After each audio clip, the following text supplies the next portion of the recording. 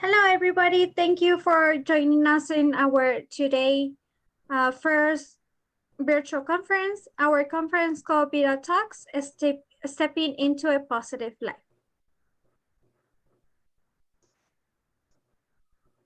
Our presentation today is going to be called Having the Talk. It may seem difficult, but it doesn't have to be.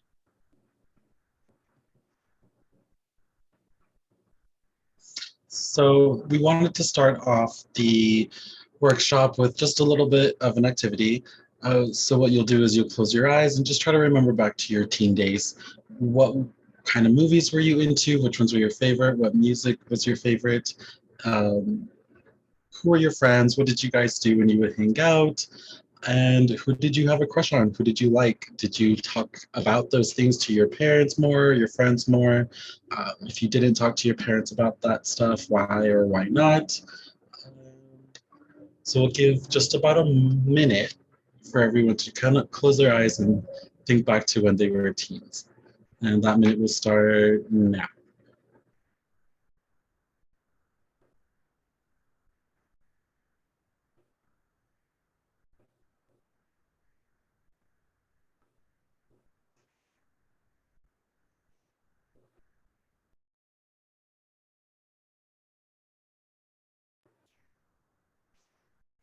Okay, so hopefully you've got some of those memories in your mind. Uh, and we'll go through the objectives with our workshop here. So by the end of the session, you should be, or you will be able to create a comfortable environment and establish yourself as an approachable adult for effective communicating regarding sexual and reproductive health. So being an approachable adult is just being one that children feel comfortable coming to you uh, about topics related to sexual and reproductive health. You also learn and understand adolescent development and use medically accurate vocabulary, which is used to reduce the stigma towards sexual and reproductive health. So a lot of times we're uncomfortable to talk about some of these things, but actually using the medically correct vocabulary rather than pet names for body parts, which we'll go over in a bit, will help reduce that stigma, and we'll find out in an even sooner amount of time here why that's important. And then lastly, you'll identify how to provide educational information for the different stages for your children. So really that just means tailoring and adjusting your approach on giving the talk according to the age of the child and what you deem to be appropriate for that age. So here are a few introductory questions. You want to keep in mind things like, we talked about stigma. So how comfortable are you having the talk with your children? If you realize you're more uncomfortable with it, then that would go into the stigma. And that's basically the whole goal with today's workshop. We want to challenge ourselves and think, well, where does that uncomfortability come from? How has that worked out? Not just for myself, but for my peers in my generation, and how has it not worked out? And how can becoming more comfortable with it and reducing some of those stigmas or eliminating them altogether help my child and their peers in their generation? The second question is almost the same, it's a little more specific. So regardless of age, how comfortable are you speaking with your children about sexuality specifically, intercourse, orientation, gender, and reproductive health and anatomy? So we'll start off with what is a stigma? And we kind of touched on it a little bit before, but a stigma is really just that uncomfortable, taboo aura, I guess you could say, around a certain topic. Uh, Stigma often comes from a lack of understanding or fear, and it almost always stems from misleading and inaccurate information, which, as I'm sure can all think of many examples, mostly comes from media representations that contribute to both of those factors, or oftentimes even a lack of a media representation, right? So there are three main types of stigmas. The first one would be public stigma. And you'll see here that there's a bit of an overlap between some of these. So public stigma is just more localized. So think smaller cities. Here in El Paso, we're mostly a Hispanic community, and there are things specific to a Hispanic community's culture and traditions, upbringings, morals, values that would differ from other ethnicities, right? So the public stigma would just be what the majority of the population here with our similar upbringings and backgrounds would deem acceptable versus non-acceptable. Self-stigma are the stigmas that we place on ourselves, and these are often based in religious morals or values, sometimes from an organization such as the church, or from our parents, oftentimes a combination of both. It's really just what we grew up with, what we know has to be true, has always been true, and will likely always be true, such as gender roles, things like pink is for girls and blue is for boys. Boys play with trucks, and as you can see from the pictures there, a wife will clean and a man will work. And so that's why you see this gentleman here in a suit, and in the house, he doesn't do any of the housework, so he's got his wife to do that. And then the overlap we spoke of comes in when we get into institutional stigma. So this would be public stigma that is basically backed by policies and written laws and rules and regulations. So it would be targeting a specific group for characteristics beyond their control. So if you think back to segregation days, it was separating white and black water fountains. That was an institutional stigma, that there was, something of an awful consequence to be had when both races used the same drinking fountain, which we know today is not true. But that is just an example of how public stigma kind of bleeds into institutional stigma if we continue to let the cycle of stigma and misleading and inaccurate information continue. And that leads us to why it is important to reduce stigma. And I know we can think of many examples of this as well, but stigma not only directly affects the lives of individuals who are being targeted or stigmatized, but it also affects the lives of those who love them and support them.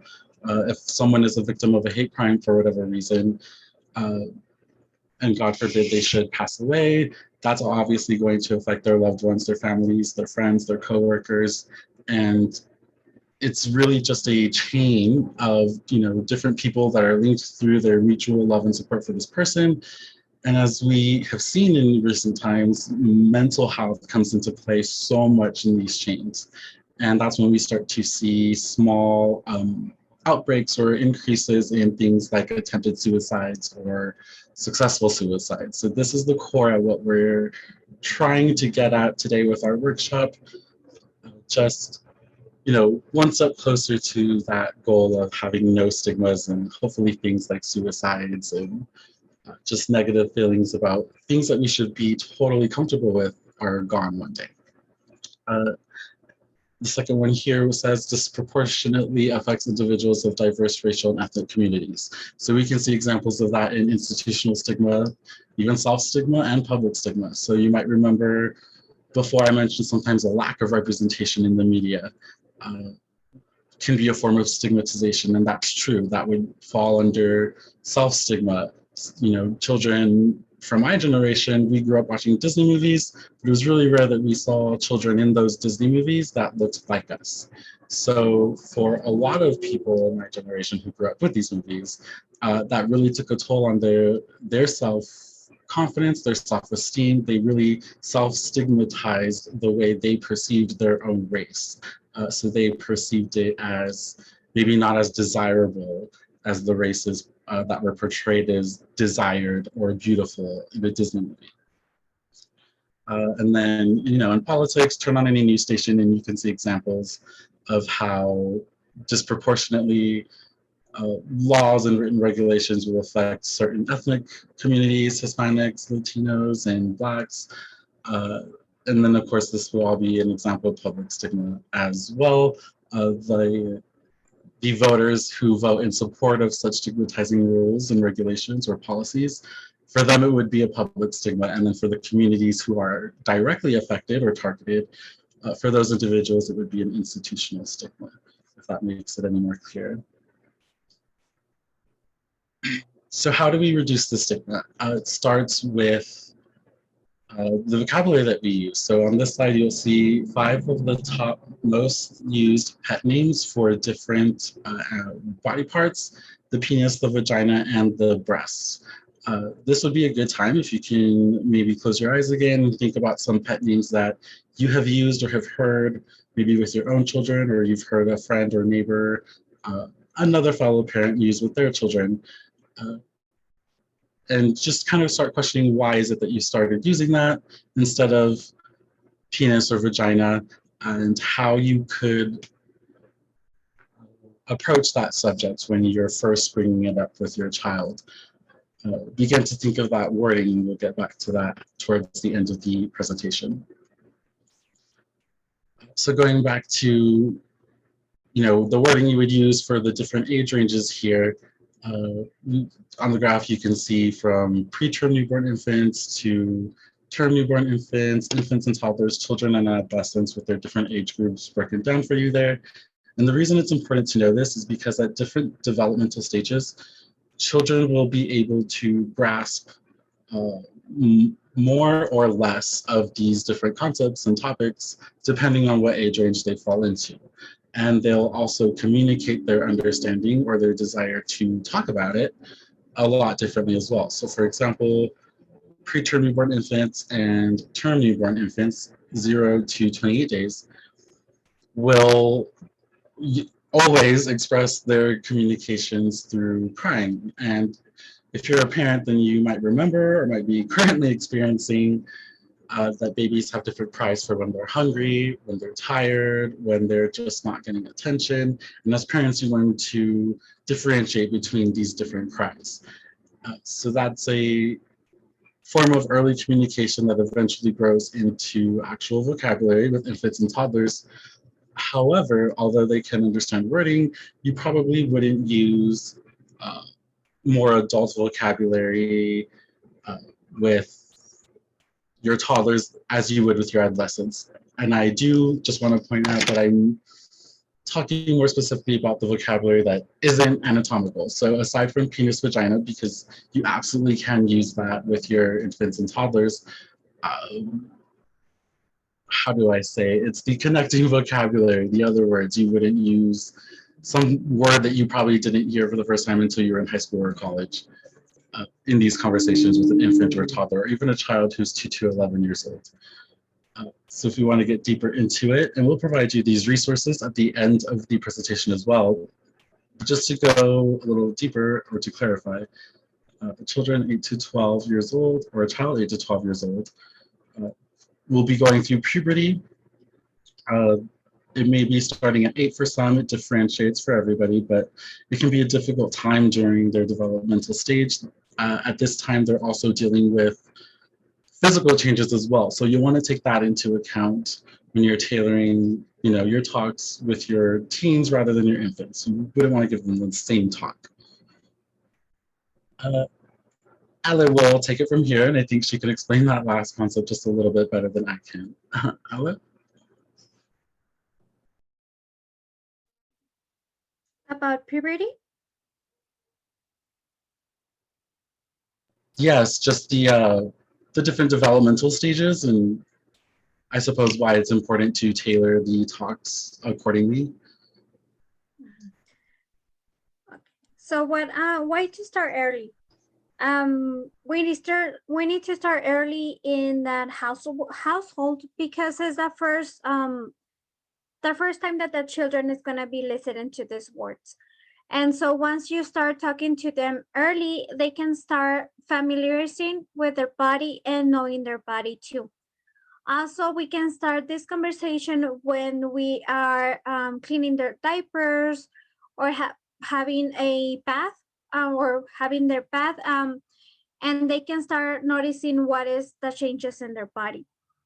Also, children at the early age experience curiosity, and it's important to them to talk about this curiosity and accept it and not create curiosity around their body and the natural sensations, because they can, because of this, they can start feeling like there is something is wrong with them, and so they can create the stigma that we want to reduce when they are in puberty or adolescence and even adulthood.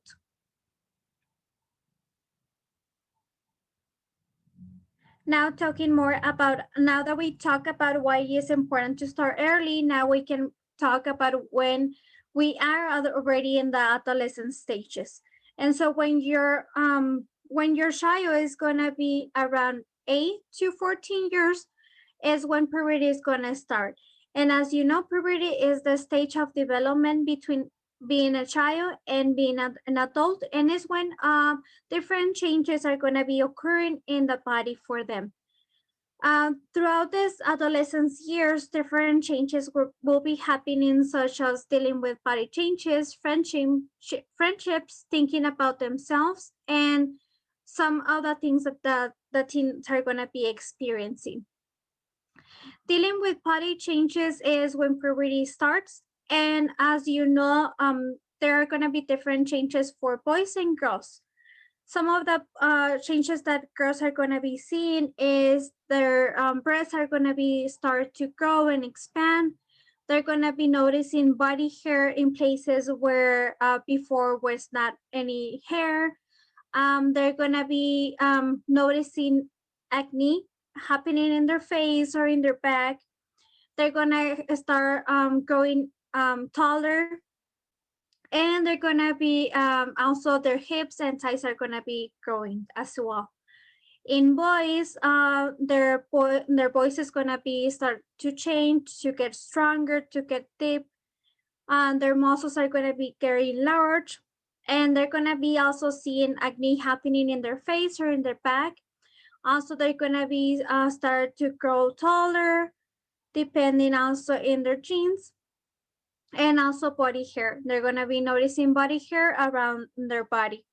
The hormonal and physical changes throughout adolescence are challenging and experience for them, and so they're gonna be asking you questions about why is this happening and other changes that their body is going through.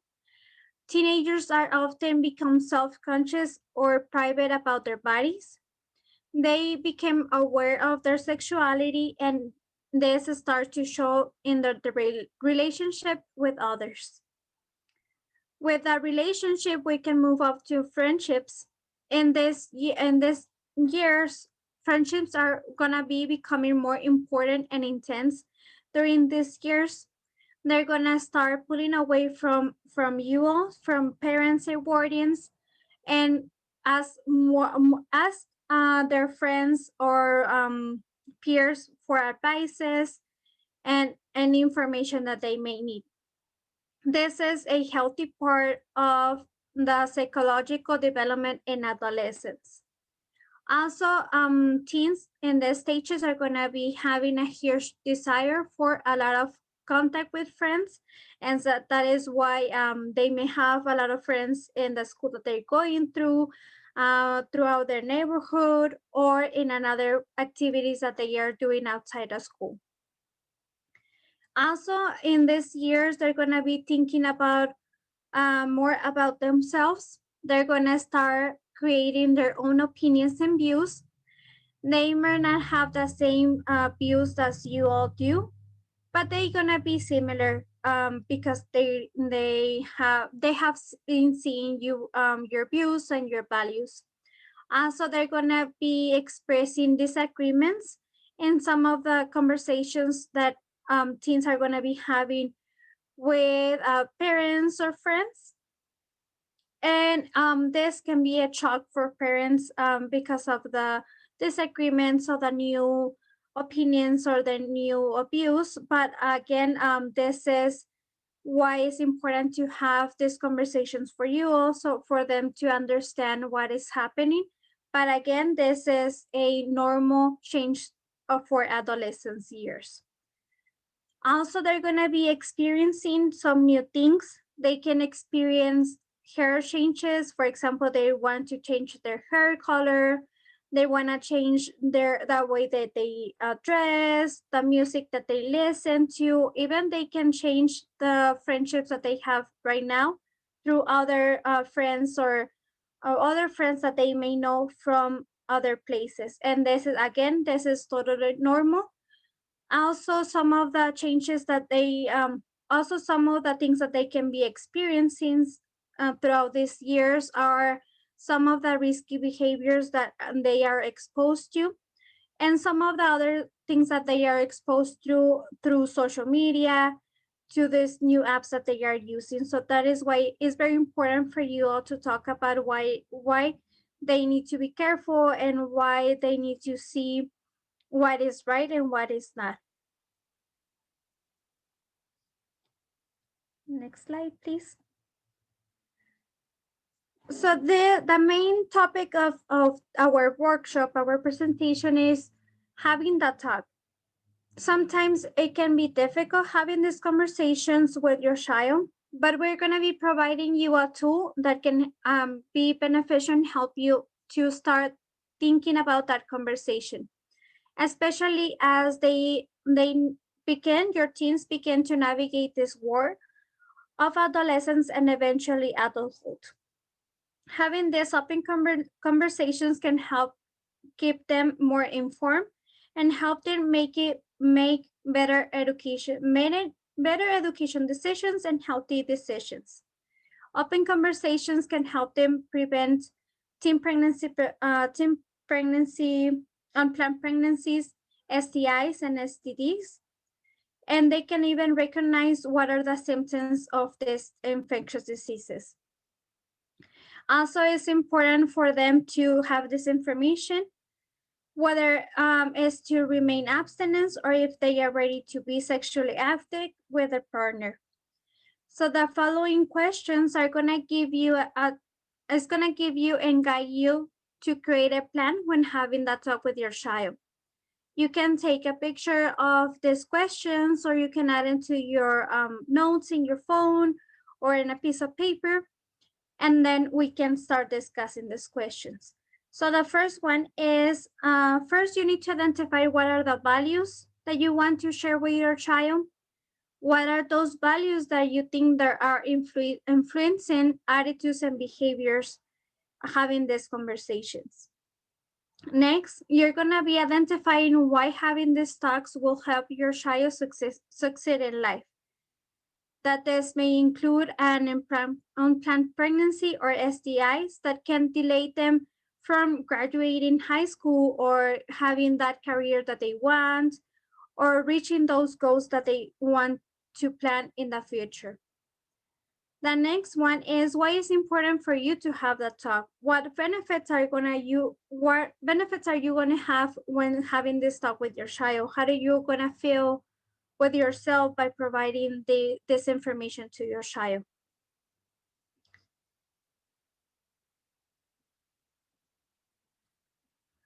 Now that you have these three questions that we discussed before, and you already have the answers for them, or you can even you are still thinking about that answers. One of the other steps that we need to take in consideration is when to have it. When we are using that three questions before, it's gonna guide you also to plan it's important to identify a safe safe environment that can work best for you and your child, that is gonna limit the distractions or being interrupted. And because of this, it's gonna be creating a safe space where you and your child can discuss all these things, and both of you can feel comfortable discussing it. Some of the options that we provide you here are go to take a walk on the park or even in your street, go out for a car ride around the city, even a scenic drive. You can go eat your favorite food or their favorite food. And also, it's very important for you to be honest, and do not forget to put your judgment aside, so your child can feel comfortable sharing all these thoughts and questions that they may be holding for a long time, that they are ready to discuss it with you.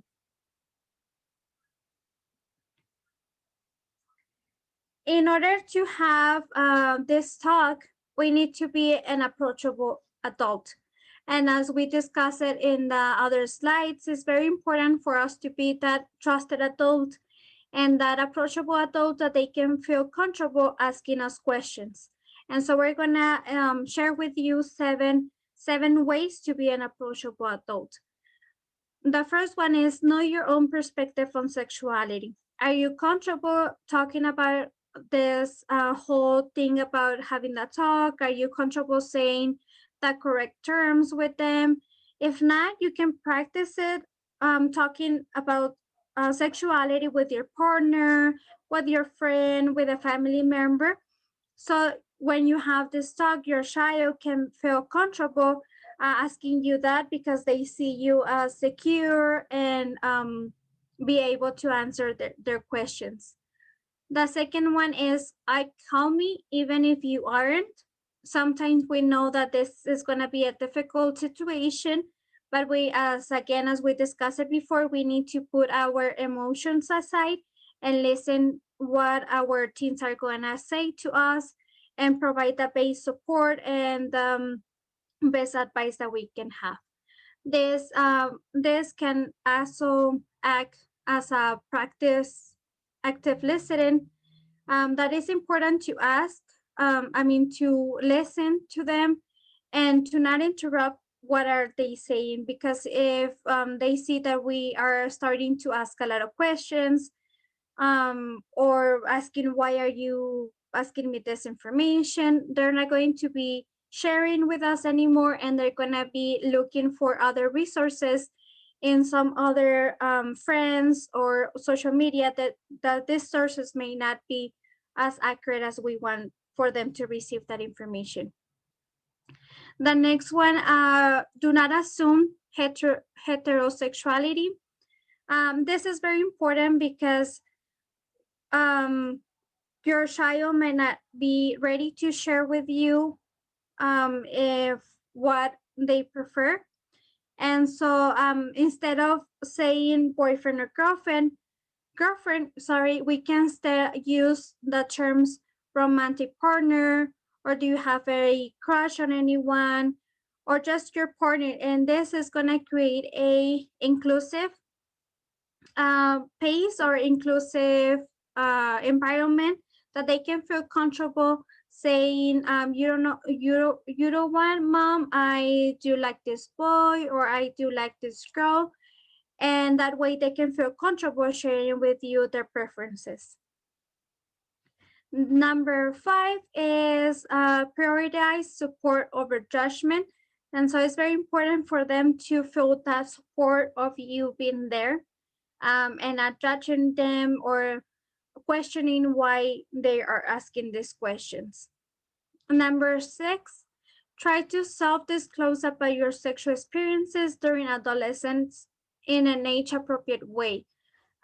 Research has shown that the more things that you can share with, the more experience that you can share with your teens can help them make those healthy decisions. And so it's important for, of course, whatever you want to share with them, be to provide that support for them. And then number 7, use humor when possible. Yes, sex, while is very uncomfortable to talk about, it can be turned into a humorous topic. And as we know, there are a lot of shows in TV that we can have take those scenes and speak with our children about these topics and in a funny way that they can understand but take it serious.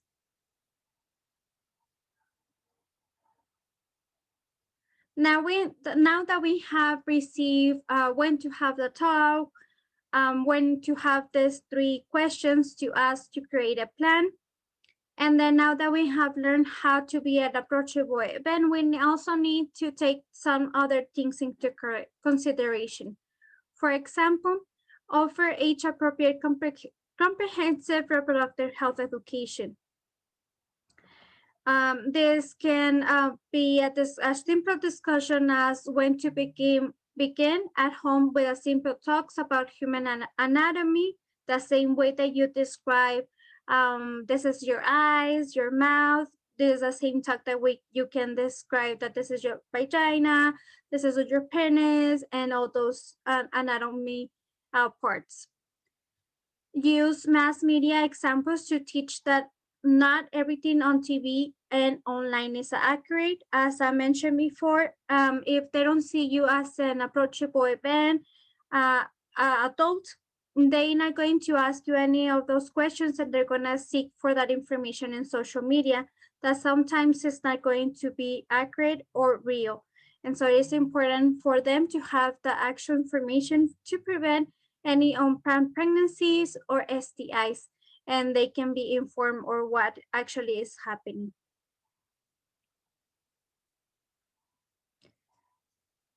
The next point is expand access and promotion of reproductive health education for youth people. This is by supporting evidence-based reproductive health curriculum programs at the near schools, where experts in the subject will disseminate educational and neutral information. By this means is whenever you have programs providing sex education in your school that are evidence-based, that has been provided, that is effective and they work, you can share that information with your children so you can let them participate in the activities. Also providing adolescent-friendly reproductive health services information. This is educating, create conscious awareness about the importance of reproductive health services. And this is also including questions about their own sexual health or the changes that they are going throughout puberty and throughout those years of changing in their body.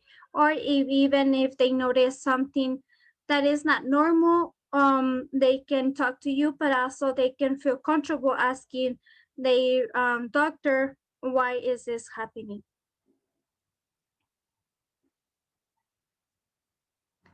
Next slide, please. And so as you heard before, evidence-based programs are something that are happening around all the country, and are those programs that are able to see a change in our community or in the population that they are going to be presented to.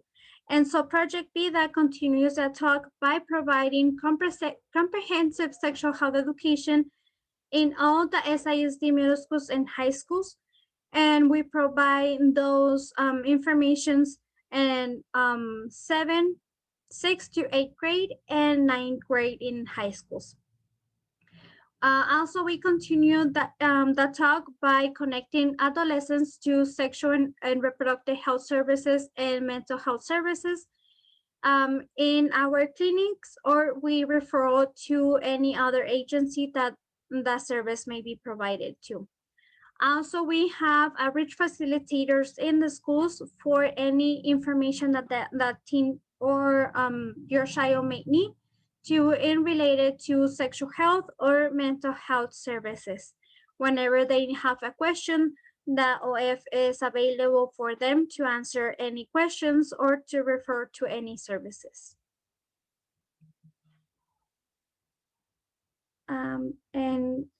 And here we end our presentation, our workshop. If you have any questions in relation to any of our presentation or any of our slides, please don't hesitate to contact us, and we are more than welcome to answer any questions. Thank you so much for joining us today. Hope you like our presentation and our material, and hope you learn and to have that having the talk with your child, and it's not going to be difficult after we cover this information with you all. Our references, do you want to mention something, Daryl? Yes, so these are our references where a lot of this research came from. You're more than welcome to explore them on your own, just so you can see where how we pulled this all together, and that it comes from trusted, evidence-based, like Alyssa, sources. So you'll see things such as how I didn't mention earlier that using correct medically accurate vocabulary um, could also help children avoid being victims of attacks from adult predators. So an adult predator would hear or see a child using these vocabulary words, and to them that would signal that they come from a household that is comfortable talking about this stuff. So for them, it's a red flag that this child is likely to tell on me if I were to try anything. So that is one very, very, very good reason, in my opinion, to start incorporating some of the medically accurate vocabulary. And then you can see many more examples if you were to visit those references on your time or on your free time. But like I said, thank you for joining our presentation. We hope it was really informative and that everybody learned some new information. Maybe some of it was stuff that you already knew. And if so, hopefully you've learned some new ways to incorporate it and just make it a little bit easier. Thank you.